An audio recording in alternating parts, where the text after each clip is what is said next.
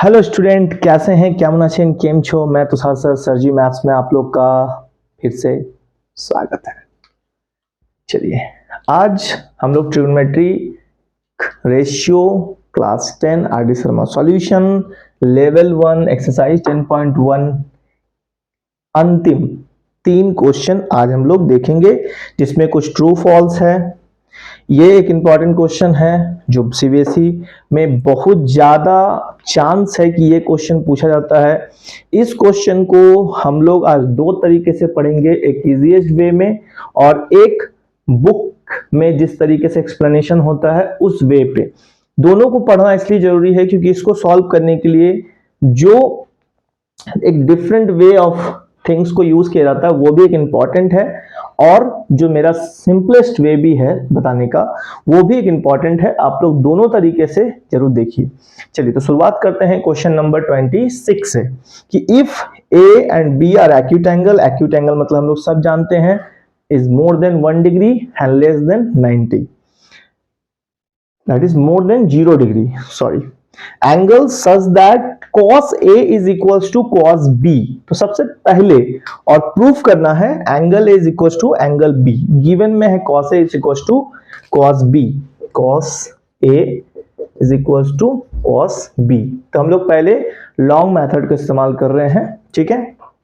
इसके लिए हम लोग को दो ट्रायंगल, राइट एंगल ट्रायंगल्स को ड्रॉ करते हैं। हम लोग क्या करते हैं, जो कि दो एंगल है तो इसे हम लोग A मानते हैं, ठीक है, और हम लोग एक काम करते हैं इसे हम लोग B मान लेते हैं, ठीक है।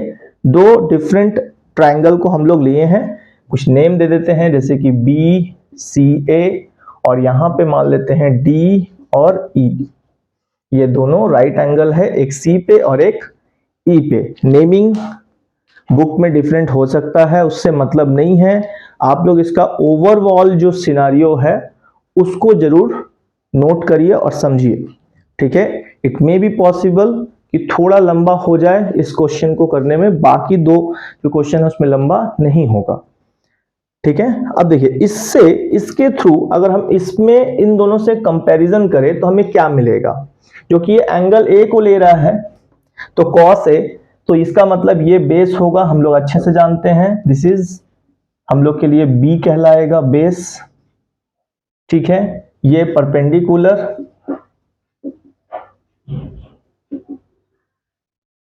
और ये हाइपोटेनस,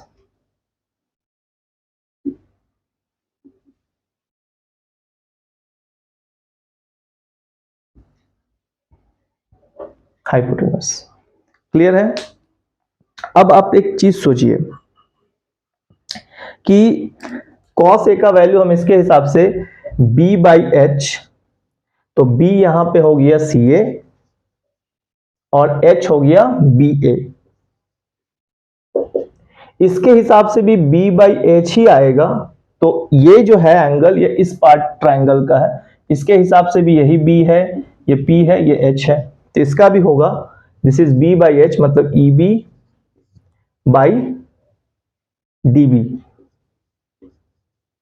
ठीक है।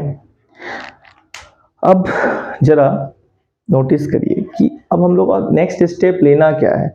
हमें दिखाना है कि अगर cos A और cos B इक्वल है, ये चीज इक्वल है हम लोग के लिए, तो एंगल A और एंगल B भी आपस में इक्वल होगा, ये प्रूफ करना है। तो हम लोग यहां पे लगाएंगे सिमिलर ट्रायंगल के लिए जो प्रॉपर्टीज होता है। अब सिमिलर ट्रायंगल क्या होता है मैं एक्सप्लेन नहीं कर पाऊंगा अभी फिलहाल, बट मैं थोड़ा सा एक्सप्लेनेशन दूंगा क्योंकि यहां पे यूज करना है। जब भी कोई दो ट्रायंगल शेप और साइज सेम होता है तो उसे हम लोग कॉन्ग्रुएंट ट्रायंगल कहते हैं, और जब दो ट्रायंगल या दो फिगर सिर्फ उसका शेप मैच करे, उसके साइज मैच नहीं करता है या मैटर नहीं करता है, यहां पे सिर्फ शेप से ही हम लोग उसको क्या कहेंगे, सिमिलर। ये हुआ स्टेटमेंट एज ए सेंटेंस में, लेकिन इतना सिंपल नहीं है। सिर्फ शेप को देखने से काम नहीं चलेगा, कुछ क्राइटेरिया भी मेंशन किया गया है। कहने का मतलब है आप इस बोर्ड को देखिए और अपने घर के गेट को देखिए, वो एक सिमिलर फिगर है। साइज शायद सेम ना हो, लेकिन है दोनों rectangle. This white board is also rectangle, और आपका घर का जो डोर होगा वो भी रेक्टेंगल होगा, विंडो रेक्टेंगल होगा।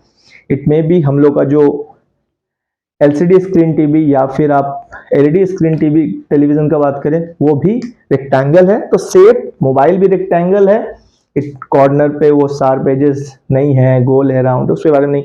रेक्टेंगल मींस रेक्टेंगल, तो रेक्टेंगल है तो वो सिमिलर फिगर है। साइज सेम नहीं है बट फिगर सेम है, तो वो हुआ सिमिलर। और क्या दो चीज और ध्यान देना है कि एंगल क्रॉस जो होते हैं वो इक्वल होने चाहिए। अगर ये इसके बराबर है तो इसको इसके बराबर होना पड़ेगा, इसको इसके बराबर। तो देखिए ई और सी तो इक्वल है, तो ये भी कंफर्म है कि आपस में इक्वल ही होगा। लेकिन हम लोग इसको अभी करेंगे प्रूफ, ताकि हमें ए और बी मिल जाए। थोड़ा सा ये चीज है। और जब एंगल हमें मिलना चाहिए और उसके जो साइड्स है वो क्रॉसपॉन्डिंग साइड्स जो है उस वो प्रोपोर्शनल होना चाहिए आपस में, यानी कि वो प्रोपोर्शनली इक्वल होना चाहिए। उसके corresponding sides are proportionally equal. कैसे? मतलब कि B A by D B अगर करते हैं, जो वैल्यू मिलेगा वो B C by D E के साथ भी सेम मिलना चाहिए और सी ए बाई ई बी के साथ भी सेम मिलना चाहिए। अगर ऐसा आ जाता है तो इन दोनों को हम कहेंगे सिमिलर, और उस बेसिस पे ए बी के बराबर हो जाएगा। सी और ई ऑलरेडी इक्वल है तो बी और डी भी इक्वल होगा। तो हम लोग को ये काम करना है। थोड़ा सा कॉम्प्लिकेटेड जैसा लग रहा होगा, बट थोड़ा प्रैक्टिस करने पे ये माइंड में सेट हो सकता है, या समझ जाएंगे तो भी सेट हो जाएगा। तो यहां तक हुआ हम लोग का काम। अब हम लोग को करना क्या है, यहां पे ध्यान से अगर देखें, हमको यहां मिल रहा है c A by b a, that is c A by b a, मतलब ये इसी ट्राइंगल का पार्ट है। लेकिन अगर हम इसको यहां ले लें और इसे हम यहां कर दें, तो C A by E B और B A by D B, इससे क्या होगा? देखिए मुझे दो साइड इन दोनों का प्रोपोर्शनल मिल रहा है जो आपस में इक्वल है। कैसे? सी ए बाई ई बी, तो देखिए सी ए किसके साथ चला गया? ई बी के साथ। देखिए प्रोपोर्शनल मिलने लगा जो सिमिलर ट्राइंगल में होता है, ठीक है। फिर b a, this is b a, तो ये भी डी बी। तो ये हमको दोनों का जो दो साइड का प्रोपोर्शनलिटी हमने निकाल लिया। अब मुझे बस इतना करना है कि BC बाई DE को भी बस मैच करके दिखा देना है कि वो इन तीनों के बराबर होगा। अगर ऐसा आ गया तो काम वहीं पे हम लोग का समाप्त हो जाएगा, ठीक है। तो इन दोनों को हम मान लेंगे किसी के वैल्यू के बराबर, जैसे कि K, और हम लोग क्या करेंगे, इसको वैल्यू के थ्रू, मतलब एक बार इसको K के इक्वल लेंगे और एक बार इसको K के इक्वल लेंगे। तो this is CA by EB is equals to K, that is CA is equals to EB, और इसको हम लोग K को यहां रखना था, तो K दिस इज। उसी तरीके से यहां पे भी BA by DB is equals to K, so BA is equals to KDB। अभी रख लेते हैं, देखते हैं कि कुछ हो सकता है। अभी हम लोग, जो कि हम लोग के लिए थर्ड साइड जो है वो BC और DE को भी चाहिए, उसे भी हम लोग K के बराबर निकालने का कोशिश करेंगे। अगर K आ जाता है तो कॉरस्पॉन्डिंग साइड्स जो है उसका जो प्रोपोर्शनल है वो भी इक्वल हो जाएगा। एंगल, दो एंगल ऑलरेडी हम लोग E और C जो है वो इक्वल है, हमें बस किसी तरीके से A और B इक्वल दिखा देना है, तो वो ऑटोमेटिक हो जाएगा। जहां हम तीनों साइड प्रोपोर्शनल ले आए तो ऑटोमेटिक है कि इसका मतलब कि यहां पे सिमिलर हो जाएगा ये, ठीक है, बाई ट्रिपल एस। अगर हम उसके कॉरस्पॉन्डिंग साइड्स को ले रहे हैं और वो प्रोपोर्शनली मिल रहा है तो वो ट्रिपल एस से सिमिलर हो जाएगा, और मुझे उसके कॉरस्पॉन्डिंग एंगल्स भी इक्वल मिल जाएंगे। तो हम लोग को सी ई के बराबर, बी डी के बराबर और ए बी के बराबर एब्सोल्युटली मिलेगा। तो बस इतना ही करना है। अब हम इन दोनों से क्या करते हैं, निकालते हैं पाइथागोरस। किसके लिए? BC के लिए। BC अंडर रूट क्या होगा? BA square minus CA square इसका वैल्यू क्या निकलता है पहले हम लोग चेक कर लें। तो BA का वैल्यू हम लोग यहां पे देखिए निकाल चुके हैं, यहां से हम लोग निकाल लेंगे के DB का स्क्वायर, CA का वैल्यू यहां से के EB का स्क्वायर। देखते हैं इसको करने से होता क्या है। ये हो जाएगा के स्क्वायर DB, ये हो जाएगा के स्क्वायर EB, और दोनों में से हमको के स्क्वायर कॉमन मिलेगा, DB square minus EB square. Correct है। सो दिस इज BC, और के आ जाएगा बाहर और अंडर रूट में वो एज इट इज बचेगा, क्योंकि इसको सॉल्व कर नहीं पाएंगे हम लोग। बस इतना फिलहाल आप लोग नोट करिएगा। इस पार्ट को थोड़ा करेंगे रब, क्योंकि इसमें पार्ट बाई पार्ट में भी हमें किसी पार्ट को यूज करना है, तो मैं ज्यादा फिगर को रब नहीं कर पाऊंगा। ठीक है, तो हम इस पार्ट को ही रब करते हैं, इस पार्ट का जरूरत शायद ना पड़े।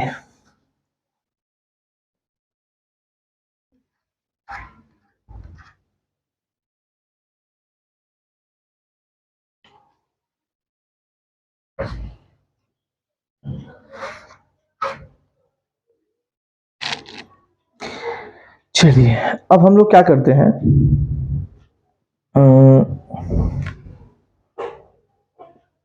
जैसे BC हम लोगों ने निकाला, अब हम लोग को निकालना होगा DE, फिर वैसे ही तो DE is equals to BC निकाले, ये वाला परपेंडिकुलर वाला, ये भी परपेंडिकुलर निकालेंगे DE, फिर से वैसे ही हमें पता है DB करेंगे स्क्वायर और फिर लेंगे माइनस EB स्क्वायर। ठीक है, DB और EB। अब हम लोग क्या करेंगे, फिर से यहां ध्यान से अगर आप देखिएगा तो DB का जो वैल्यू है, ठीक है, जो DE है हम लोग के पास, और ये जो वैल्यू है, क्या लग रहा है दोनों तो सेम है। बिल्कुल, हमें अब इसको सॉल्व करने की कोई जरूरत नहीं है। अब हम लोग क्या करेंगे, सिर्फ लिखेंगे BC बाई DE। देखिए BC का वैल्यू है के अंडर रूट DB स्क्वायर और EB स्क्वायर, और इसका वैल्यू आया under root DB square minus EB square, ये पूरा कैंसिल। सो दिस इज के, और हम लोगों ने यहां से CA बाई EB निकाल के रखा था के, और ये भी था कि BA भी DB के लिए के था। तो अब देखिए BC बाई DE भी के आ गया, ये भी के, ये भी के। इसका मतलब हुआ कि BC बाई DE फिर CA by EB and then BA by DB। अब ये तीनों साइड अगर हमें प्रोपोर्शनली इक्वल मिल जाता है, इसका मतलब हुआ कि हम ये बोल सकते हैं कि BCA ट्रायंगल सिमिलर हो जाता है DEB के, और यहां पे जो सिमिलरिटी हमें मिल रहा है वो साइड के बेसिस पे प्रोपोर्शनल पे मिल रहा है। तो ये सिमिलर होगा किस क्राइटेरिया पे, बाई ट्रिपल एस के थ्रू।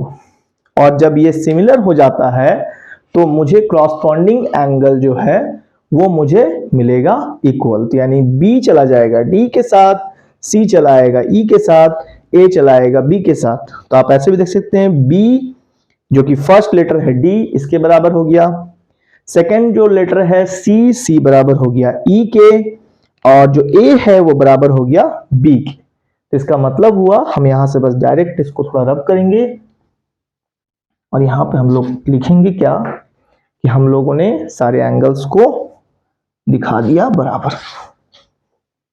कुछ करना नहीं है, इसका मतलब हो गया angle B equals to angle D, फिर angle C equals to angle E, और lastly angle A is equals to angle B। यही हम लोग को प्रूव भी करना था। यह हुआ फर्स्ट क्वेश्चन का फर्स्ट मेथड सॉल्यूशन। अब इसका सेकेंड मेथड को भी हम देखेंगे सिंपल और आसान तरीके से। ये जो कि बुक में रहता है, तो मुझे लगा इसे भी एक बार आप लोग के साथ डिस्कस करना चाहिए। यहाँ पे 2-3 चीज थोड़ा सा काफी अच्छा होता है। वो है कि सिमिलरिटी के बारे में समझते हैं हम लोग। सिमिलर एंगल क्या होता है, सिमिलर ट्रायंगल क्या होता है, सिमिलर फिगर के बारे में हम लोग बात किए, कॉन्ग्रुएंसी के बारे में बात किए। जब हम चैप्टर पढ़ेंगे उस समय भी बात करेंगे। चलिए, तो इसको अभी रब करेंगे। अब इसका सिंपलेस्ट और इजीएस्ट जो वे है, आप उसको एक बार देखिए कि क्या वो सिंपलेस्ट वे है इसको सॉल्व करने का। क्या इतना चीजें हो सकता है कि आपको ना समझ में आए, या आप कंफ्यूज हो रहे हो कि कहां से कौन सा चीज आया, क्या हुआ, मुझे समझ नहीं आया। हो सकता है बहुत बार चीजें आसान तरीके से हो सकता है कि मैं इससे पहले जितने भी क्लासेस है वो टॉपिक मेथड हो सकता है आप लोगों को इजी लगा हो, ये थोड़ा डिफिकल्ट लग रहा होगा, बट इसका एक इजीएस्ट सॉल्यूशन भी है मेरे पास। क्या करेंगे हम लोग एक राइट एंगल ट्रायंगल मान लेते हैं, क्योंकि इसने ऐसा तो नहीं कहा था ना कि दोनों अलग अलग ट्रायंगल ही लेना है। इसमें कहीं पे भी एक्सप्लेनेशन नहीं है कि दो अलग ट्रायंगल है। हम एक ट्रायंगल में भी तो ए और बी ले सकते हैं। मैंने इसको ए ले लिया, मैंने इसको बी ले लिया, और इसको हमने सी ले लिया, क्योंकि इन्होंने कुछ भी ऐसा कह नहीं रहा है कि सी कहां होगा। तो वो 3 ही नेम हो सकता है। 2 एक्यूट एंगल यही हो सकता है, ये एक्यूट एंगल होगा नहीं, बिकॉज ये राइट एंगल ट्रायंगल है, तो ये राइट एंगल होगा। इतना तो कंफर्म हो गया कि क्वेश्चन के हिसाब से हमने सही चीज एक्सप्लेनेशन लिया। अब वो कह रहा है कि भाई cos A और cos B ये आपस में इक्वल है, तो मैं इसी को यूटिलाइज करूंगा कि इस फिगर के थ्रू cos A और cos B इक्वल है। इसी फिगर में हम cos A को B by H जो वैल्यू निकलेगा, अब ध्यान से देखिए, यहीं पे हमको A लेना है इस पे। इसका मतलब फिलहाल इसके लिए, इस एंगल A के लिए पर्टिकुलरली, ध्यान से ये आप लोग इसको गलत इंडिकेट मत करिएगा कि ये सिंबल है। ये एंगल A और 90 जिस साइड पे होता है, फिलहाल तो वो बेस बन गया cos A के लिए, और ये H ही रहता है, दिस इज B बन गया, P बन गया। करेक्ट। इसके लिए फिलहाल अभी ये शो जो किए हैं ये इसके लिए है। तो फिलहाल ध्यान से देखिए, B का वैल्यू AC, H का वैल्यू AB।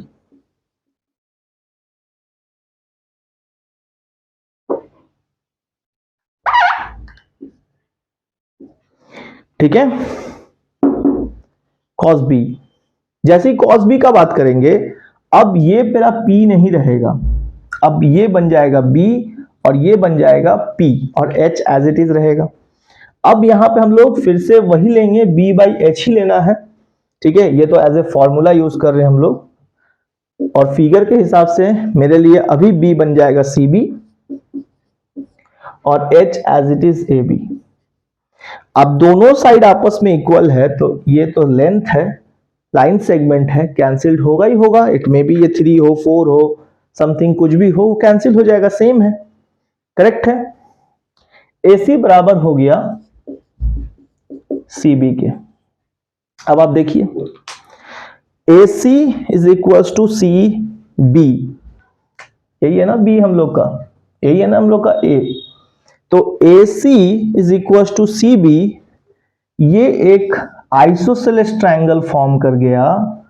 तो आइसोसेलेस ट्रायंगल का बेस एंगल इक्वल होता है, तो यहां से क्लियरली हम कहेंगे कि now this is isosceles right angle triangle, so that means we say that कि angle A is equals to angle B, ये हम लोग को मिलेगा equal by isosceles right angle triangle के बनने के वजह से कि ये साइड और ये side equal, then base angle हम लोग को इक्वल मिलेगा, तो angle a is equals to angle b, so it is proved. So आप लोग समझ पा रहे हैं कि कुछ भी ऐसा डिफिकल्ट चीज नहीं है। बस यहां पे आपको लास्ट लाइन में क्या लिखना है कि now ACB is right angle isosceles triangle, तो आपका ये लिख देंगे ये चीज, now triangle ABC is a right angled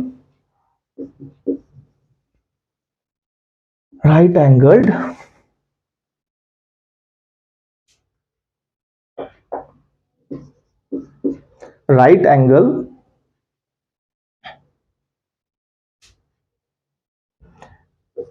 isosceles triangle.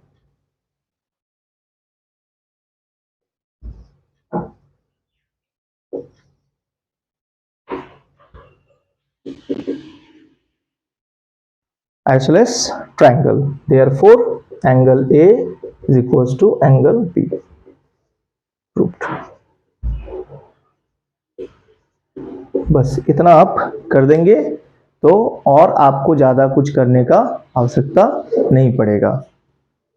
ठीक है, चलिए अब हम लोग चलते हैं आगे के दो क्वेश्चंस को, जो कि 27 नंबर बहुत इंपॉर्टेंट है। आप लोगों ने इसको देखा दो मेथड से, आपको जो अच्छा लगे, अगर ये आसान लगता है तब इसको करिए, और अगर 20 आपको पहले वाला आसान लगा है तो वो करिए।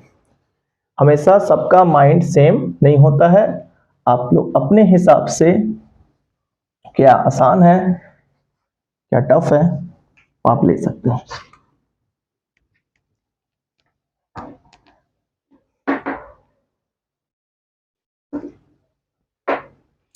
ठीक है, चलिए अब हम लोग चलते हैं 27। फिर से अब हम लोग के पास क्या है, 10c इज इक्वल्स टू √3। हाँ, अब आप वो जो पीछे बैठे हुए हैं, हाँ बिल्कुल आप ही से कह रहे हैं, तो अब आप बताइए इसके बाद हम लोग करेंगे क्या, अपने सारे स्टेप्स को बोलिए। बिल्कुल हम लोग इसके बाद करेंगे क्या। हाँ, वो जो देवी जी है ना, आप लोग सभी को, जो मेरे व्यूअर हैं सभी को, वो जो देवी जी है ना, वो हमेशा से जब भी क्वेश्चन किया जाए उनसे, उनका एक ही आंसर रहता है, शायद।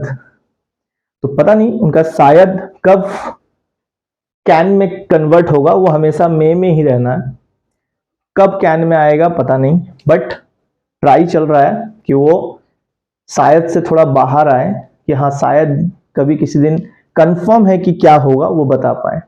ठीक है, और हमेशा कुछ बच्चे, एक और उनके बगल में जो बैठे हुए हैं, उनको जब भी हम कुछ पूछें, उनका क्या रहता है पता है, कॉर्नर पे देखना है पहले तो, घर के रूम के, पता नहीं कॉर्नर में कौन सा मैथमेटिशियन या साइंटिस्ट रहता है, आज तक मुझे नहीं मिला। ठीक है, बट वो कहीं पे भी हो सकता है, लेकिन कॉर्नर पे ही क्यों और ऊपर ही क्यों, ये आई थिंक सो हम लोग सब करते हैं, तो ये कोई बड़ा बात नहीं है। चलिए पढ़ाई पे ध्यान देते हैं, सिंपल सा चीज है। तो 10c इज इक्वल्स टू √3। बिल्कुल आपका, बिल्कुल देवी जी आप बिल्कुल सही कह रहे हैं। क्या कहना था आपका कि इसे हम लोग पहले p/h में कन्वर्ट कर लें। हाँ ठीक है, p/h नहीं p/b। हाँ अच्छा, आपने p/b ही कहा था, अच्छा तो मेरे को सुनाई नहीं दे रहा। ठीक है चलिए कोई बात नहीं। तो 10c को हमने क्या कन्वर्ट कर दिया, p/b। अब यहाँ पे एक चीज है, हम लोग को यहाँ एक फिगर ड्रॉ करना होगा। क्यों? क्योंकि हम लोग को जो फाइंड करना है उसमें एंगल बदल रहा है, तो हमें फिगर चाहिए ही चाहिए, क्योंकि एंगल चेंज होने पे वैल्यूज बदलते हैं, हम लोग को ये बात पता है।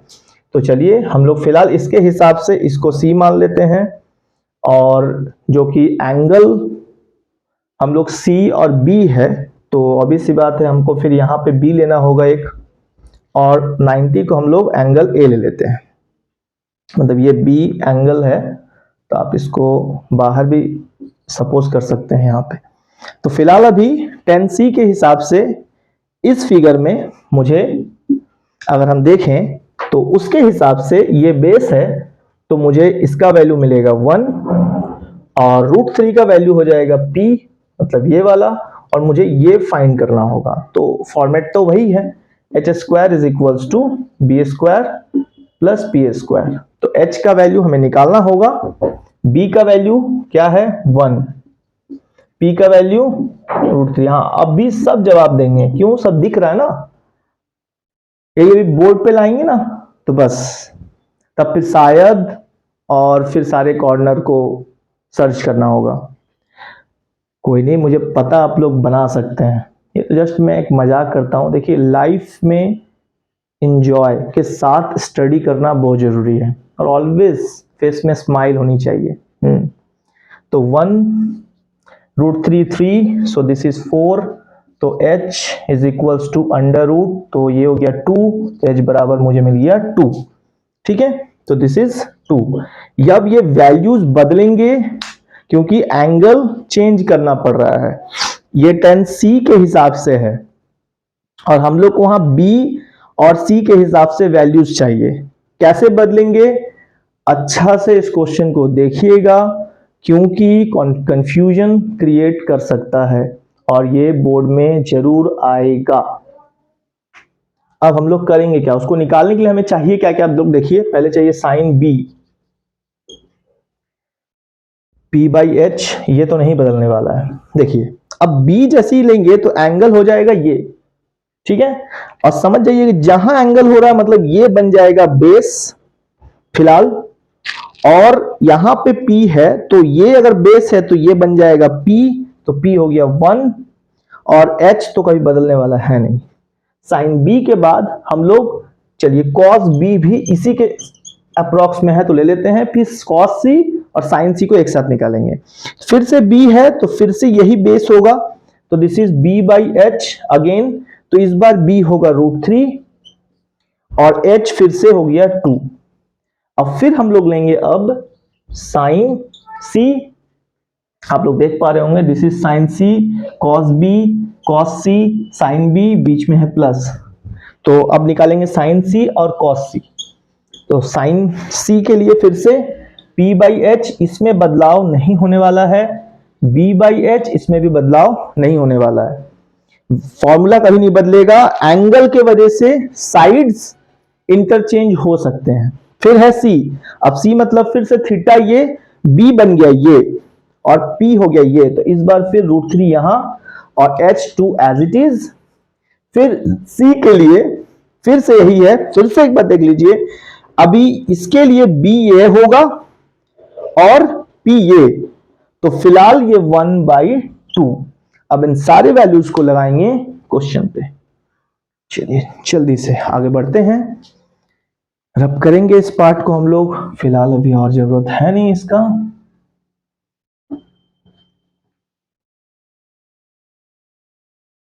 चलिए अब आगे बढ़ा जाए। अब हम लोग क्वेश्चन को लिखते हैं कि हमें क्या क्या चाहिए। देखिए, sine b cos c plus cos b sine c. Cos b का वैल्यू 1/2, कॉस सी का वैल्यू नीचे 1/2, कॉस बी का वैल्यू ऊपर √3/2, और साइन सी का वैल्यू √3/2। अब बस ये आपस में मल्टीप्लाई, ये आपस में मल्टीप्लाई, ये 1/4 एवरीबॉडी नोज, इसे मल्टीप्लाई करेंगे 3/2। एकदम सही, किसने कहा, हाँ वो देवी जी, ठीक है 3/4 करेक्ट। हाँ, यहाँ पे कंफर्म थे कि ये होगा। तो टीचर कुछ वर्ष बोर्ड में कुछ गलती करे, वो बहुत जल्दी दिख जाएगा, और आप लोग जब कॉपी में करेंगे तो क्यों नहीं दिखता है, वो भी दिखना चाहिए। ठीक है, करेक्ट है, थैंक यू। अब इस पे आएंगे, 4 कट गया बचा 1, तो दिस इज 1, 4 कट गया बचा 1, तो 3 1 जा 3, अब बच गया ये 4/4। ये ऐसे भी देख सकते थे, जब डिनोमिनेटर सेम होता है एज इट इज, ऊपर वाला एज इट इज, बीच में साइन जो है एज इट इज, कट गया, दिस इज 1। अब हम लोग के पास ट्रू फॉल्स बचता है, बस इसे देख लेंगे तो लेवल 1 कंप्लीट। हम लोग बहुत दिन से लेवल 1 को 1 by 1 एक एक क्वेश्चन हम दे चुके हैं, बता चुके हैं। आप लोग जरूर देखिए, उसको नोट करिए, समझिए, बार बार देखिए। चलिए अब इसको आगे बढ़ा जाए।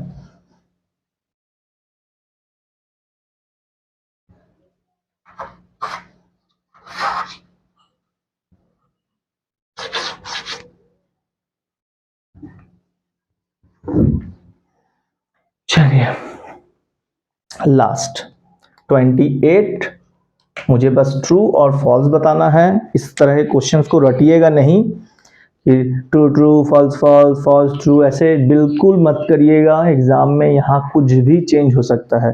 पहला क्वेश्चन है, क्या है कि 10a जो है, क्या वो always 10a is always less than 1? इसका वैल्यू ऑलवेज लेस देन 1 होगा? बिल्कुल नहीं। 10a लेस देन 1 बिल्कुल जरूरी नहीं है कि हमेशा एक से कम उसका आंसर आएगा। क्यों बताते हैं। अगर 1090 हम अपने मन से लें तो 1090 का होता है sin 90 बाई cos 90। देखिए मैं ये इस तरह से ब्रेक करके क्यों बता रहा हूं, आप लोग अपने से इस चीज को समझिएगा।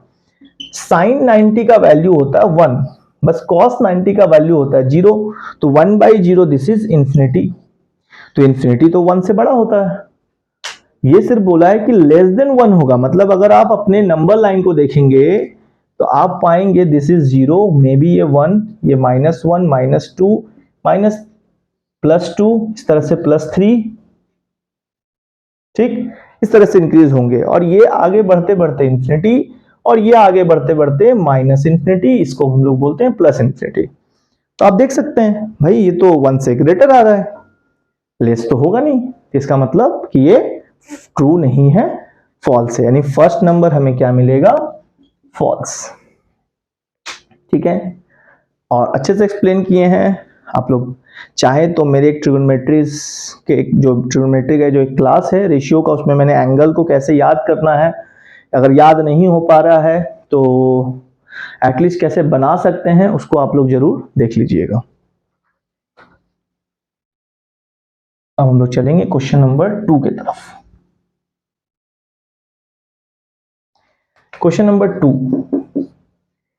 2 क्या है? sec a is 12/5। क्या है? For some value of angle A. क्या ये किसी एंगल ए के लिए ये वैल्यू हो सकता है या नहीं? इट मे बी पॉसिबल है, क्योंकि cos a को अगर हम sec a को cos में बदलें तो ये 5/12 होगा। तो इट मे बी, जो कि अगर इसे हम फॉर्मूला में देखें तो सॉरी, ये p/h के फॉर्मेट में आएगा। तो हमें जो कि बताना है कि ये वैल्यू हो सकता है कि नहीं किसी एंगल ए के लिए, कि for some value of angle A ये आ सकता है कि नहीं। मे बी, जो कि ये b है, h है, तो h 12 है, b 5 है। तो इतना तो कंफर्म लग रहा है, क्योंकि h ग्रेटर वैल्यू दे रहा है, b स्मॉलर वैल्यू दे रहा है। इट मे बी कि h हमेशा हाइपोटेनस होता है, ठीक है, तो वो हमेशा हमको बड़ा ही दे रहा है। और अभी सी बात, अगर हम h और b को लेकर हम p निकालेंगे तो वो वैल्यूज में मिलेगा और वो आएगा 12 से छोटा, क्योंकि स्क्वायर करके माइनस करेंगे तो भी वो 12 से बड़ा तो नहीं आएगा। इसका मतलब है कि यह हमें ट्रू वैल्यू दे रहा है, तो यानी कि सेकंड नंबर ट्रू हो जाता है। ठीक है, अब हम लोग चलते हैं थर्ड नंबर पे। थर्ड नंबर पे कुछ करना नहीं है, इसका थोड़ा सा मीनिंग समझने वाली बात है। cos a is the abbreviation used for cosecant a। Actually देखिएगा, हम जब उस क्लास को पढ़ा रहे थे, बता रहे थे, उस लेक्चर को देखिएगा, उसको हम डिस्क्रिप्शन में हम उसका लिंक दे देंगे।